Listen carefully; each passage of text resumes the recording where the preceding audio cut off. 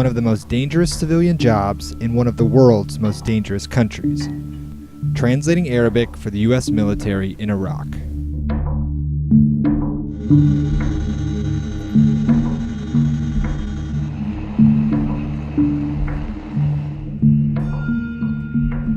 We cannot walk in the street because all the street have the ID bumps, so we use the roofs. We was jumping from roof to roof to do the patrol. What we do is start like 3 in the morning. We jump to this house from the roof and we go down. We broke the lock and they sleeping and they wake up them and okay, we need the names and everyone who's living here. People just scared, the kids crying, and we keep jumping and doing this for each house. People scared, they don't know who's jumping in their roof, what's going on. And they just lock the door and they sleeping and just go inside. He cannot do anything because he worry about his family, but they not understand this is my job. And they look to me very, very badly. And we stay until the helicopters come and they take us back to the camp.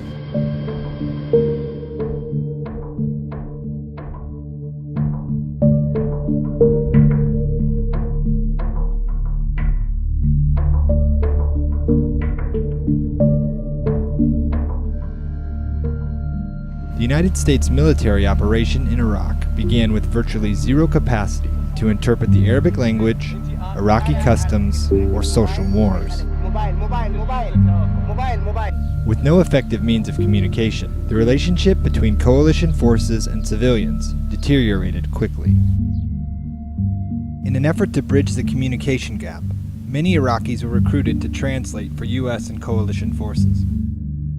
Their language skills, coupled with their understanding of local culture and customs, made them a vital asset on the battlefield.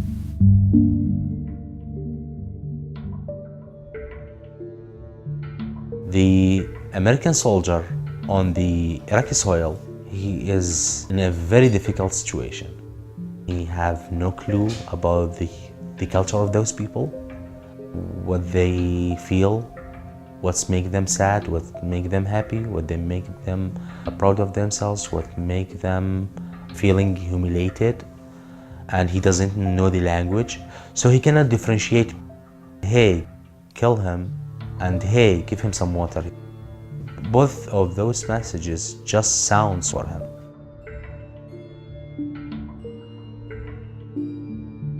They just choose me because I live in this city. I know a lot of the people there, I know about it, so I was like helpful for them and from other ways, not about the translator. I was give them all the information about the city and tell them who's good, who's bad.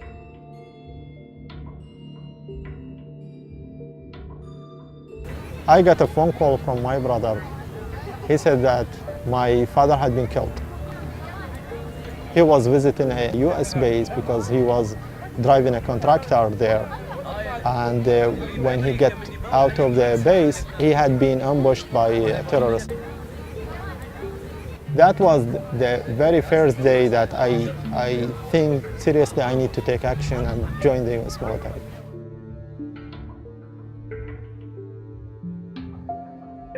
They was needing for a translator, like they need us in the area, like nobody wanna work. I work in a place of interpreter. He just got killed by a sniper. If you get killed, how are they gonna communicate? You are very important for the unit who goes outside to, do patrolling or raid. So if you get killed, they're not gonna be able to go outside. They will go outside, but they're not gonna be able to communicate.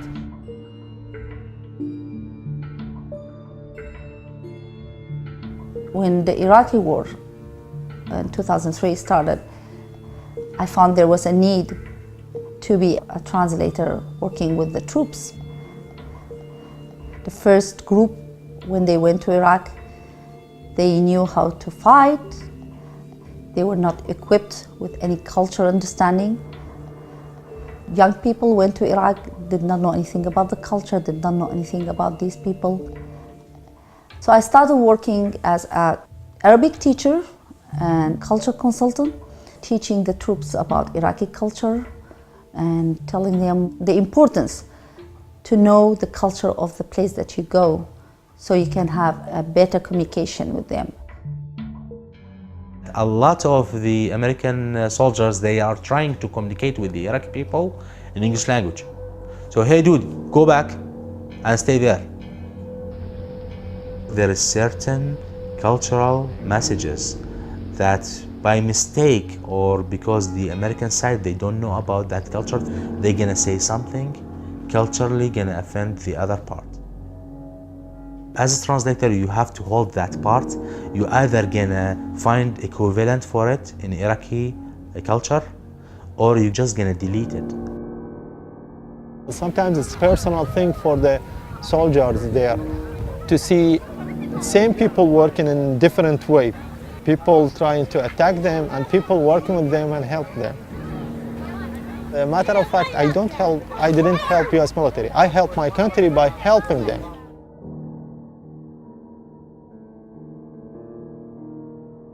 Hytham facilitated communication because he communicated with the people. A lot of the interpreters were just mouthpieces. I would say something, they'd repeat it and then repeat back what the Iraqi said. But Hytham engaged and talked to them on his own. The conversation would already be going by the time I got there. He was already doing those cultural necessities to make people relax, make them feel ready to talk by the time I got there. And by the time I got there, we were able to, get down to business. It's not just a language, it's not just a couple of words that you learn, it's also the understanding of their culture, because you are in their land now and you need to know. In order to save your life, there's a lot of mistakes happen that people paid their life because of that. There was one village south of Haditha, and it was kind of the command and control center for the insurgency in that area. There was one sheikh in particular that we knew was running the show. The majority of the weapons caches that we were finding were all in this village, and it was my area of responsibility. It happened to be where I was responsible for patrolling. So Hytham and I would have almost daily meetings with this sheikh and his son, talking about what we needed to do to come to a truce, for them to stop hitting us every day with IEDs, and for us to stop kicking their doors down and raiding their homes in the middle of the night.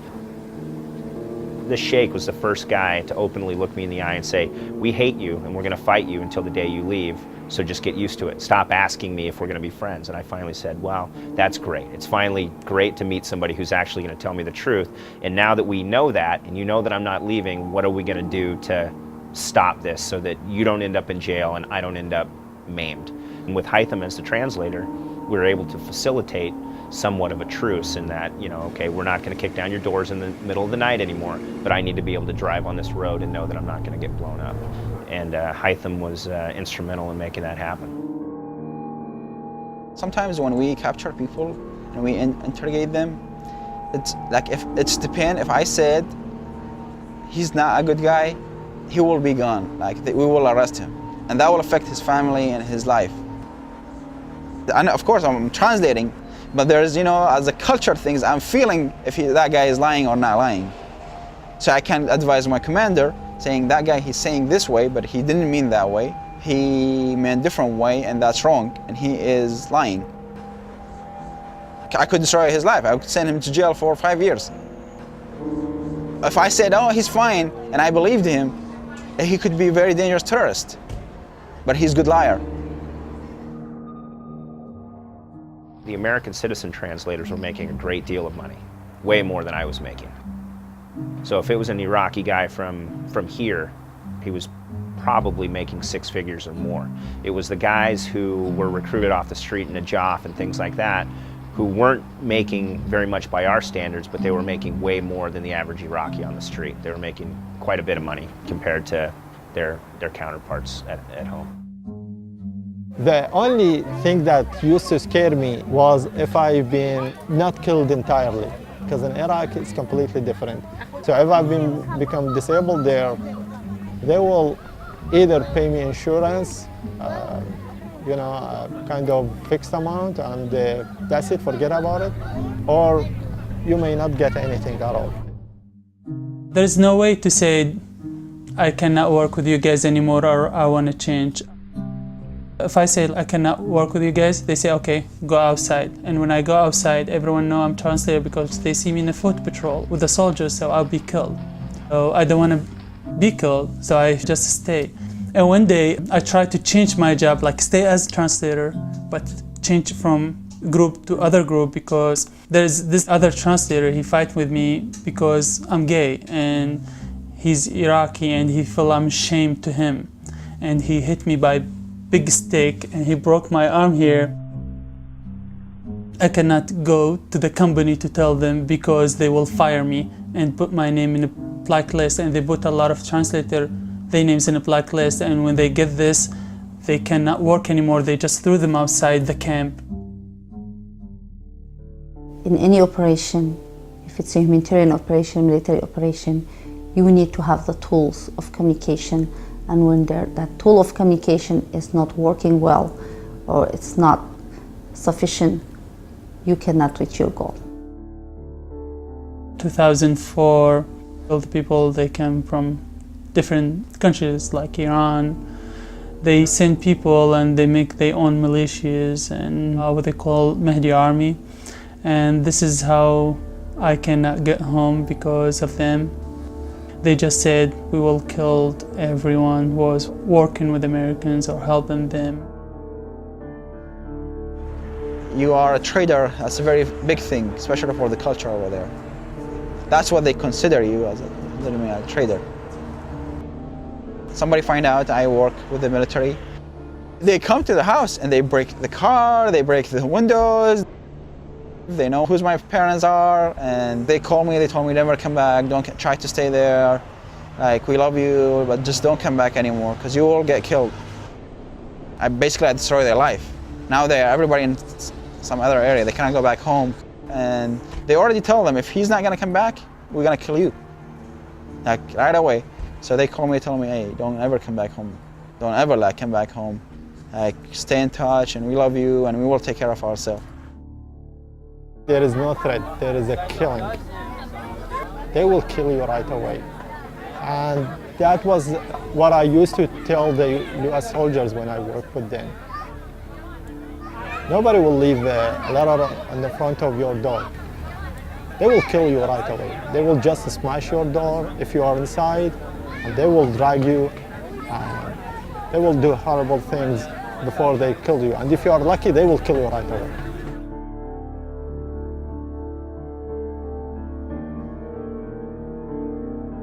Once they left, they were totally on their own. Most of them wouldn't work in the areas that they were from. A lot of them were from Baghdad, or they were Shia from the south of Iraq, and they were working in the Sunni Triangle. When they'd go on vacation, they'd get on a bus and take a bus back to a different area. So they were completely on their own. There was no protection for them. You know, when you translate or you go home. And when you go from base to home, there's people in the street. Like when I used to go back home, I have a pistol. Every time somebody walked by me, my hand on my pistol, because you don't know who's gonna pull his gun and put a bullet on you. And until this moment, when somebody walked behind me, I just slow down. I don't want anybody behind me. You don't know if you're gonna put a gun in your back and shoot you, because you know that you work with Americans. There is a culture that we have in the camp. If you are a translator with me, and every night I'm going with you in a mission, and we might get killed, you cannot ask me, hey, what is your real name? Because we all goes with fake names. Even the phone numbers that we have, we don't save the names of that person.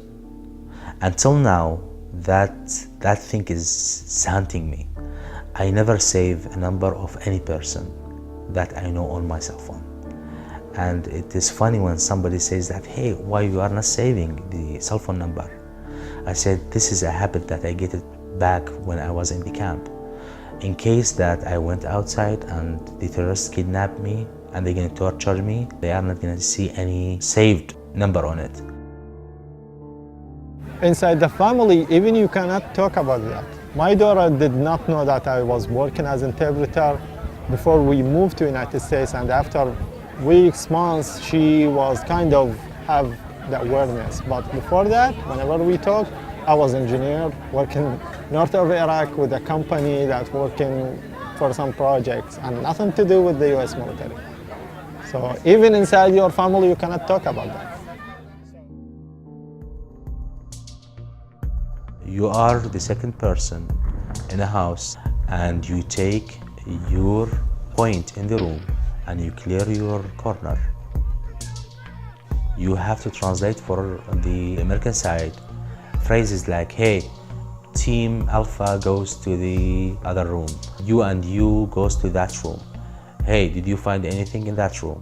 Hey, I heard somebody is running in that room. Arrest this guy.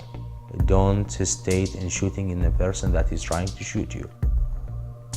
You can face a person gonna shoot at you. You're gonna face a person who's gonna try to hurt you.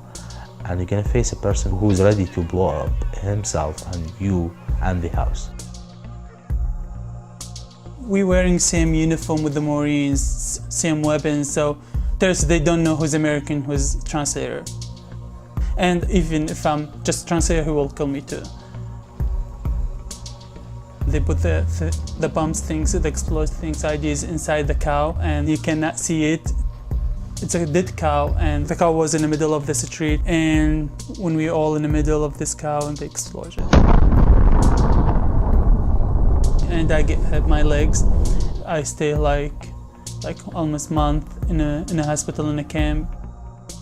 The terrorists, they understand the importance of the role of the translator.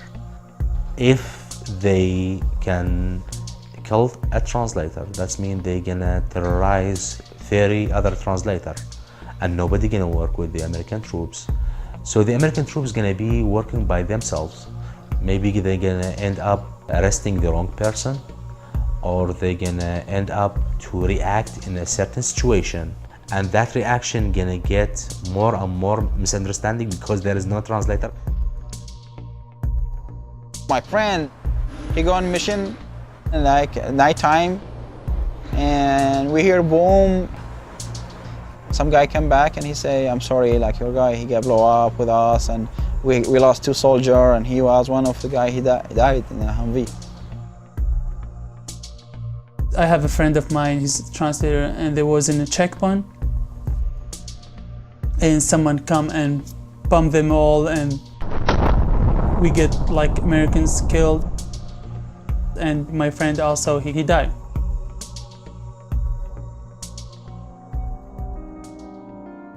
A lot of translators paid their life doing this job. It wasn't just a job for them, it was a part to help their country, to rebuild their country, to start a new life.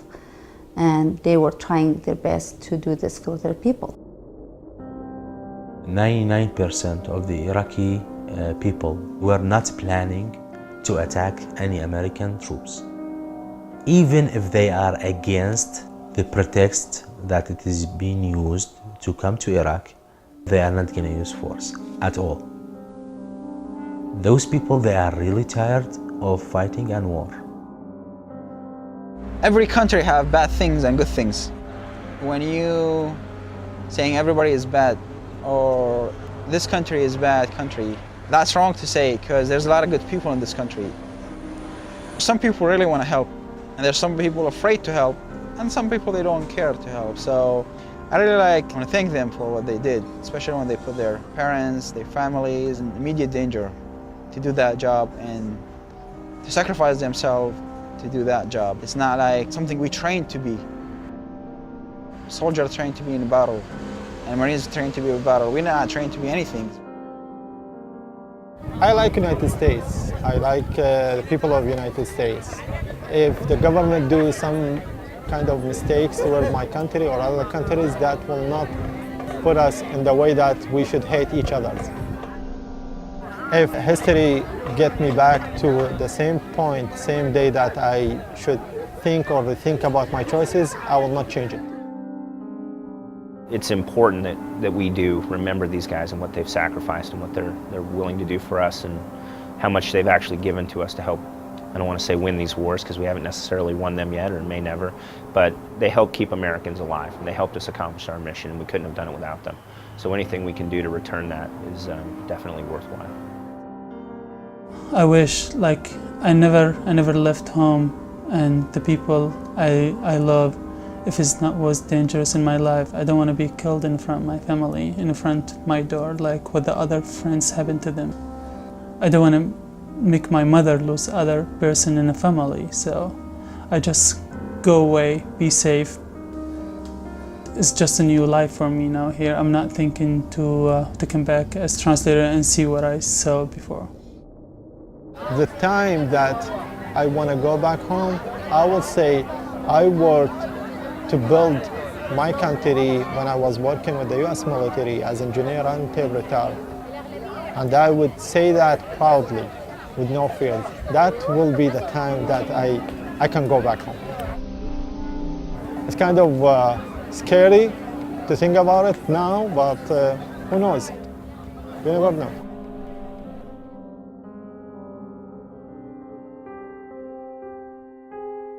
After more than 7 years, the United States of America will end its combat mission in Iraq and take an important step forward in responsibly ending the Iraq War. But the bottom line is this: the war is ending.